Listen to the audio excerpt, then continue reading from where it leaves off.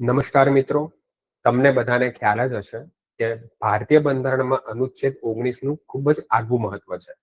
વાણી અને અભિવ્યક્તિની સ્વતંત્રતા માટે આ અનુચ્છેદ જાણીતો છે, પરંતુ એના કેટલાક ક્લોઝ છે, સબક્લોઝ છે, એ ઘણી બધી વાર અઘરા થઈ જાય છે. તો એના માટે હું એક ટ્રીક લાવ્યો છું મિત્રો, જે ખૂબ જ ઈઝી છે.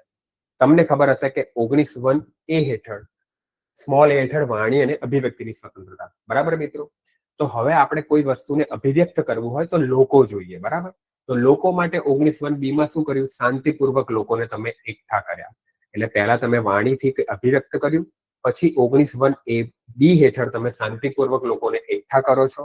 એકઠા કરીને પછી એનું મંડળ રચો છો. C હેઠળ તમે સંઘ અથવા તો મંડળ અને સહકારી મંડળી રચવાની સ્વતંત્રતા. પહેલા તમે બોલ્યા, અભિવ્યક્ત કર્યા, લોકોને એકઠા કર્યા B હેઠળ. C હેઠળ સંઘ મંડળ અને સહકારી મંડળી રચી, એટલે લોકોનું મંડળ રચ્યું. હવે મંડળ રચીશું તો મિત્રો હવે શું કરે છે? જ્યારે બધા ભેગા થાય ત્યારે ફરવા તો જવાનું છે, એ તો આપણું એક નિયમ છે.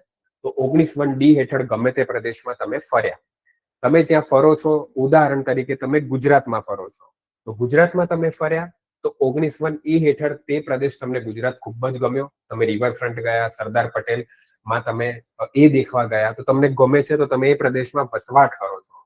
તો તમે એના પછી 19(1)E હેઠળ તમે વસવાટ કરો છો અને ત્યાં સ્થાયી થાવ છો. અને વસવાટ થયા, સ્થાયી થયા, તમે ઓર વધારે સમય પસાર કર્યો તો 19(1)G હેઠળ એ જગ્યાએ તમે શું કરો છો? વ્યવસાય અને વ્યાપાર કરો છો.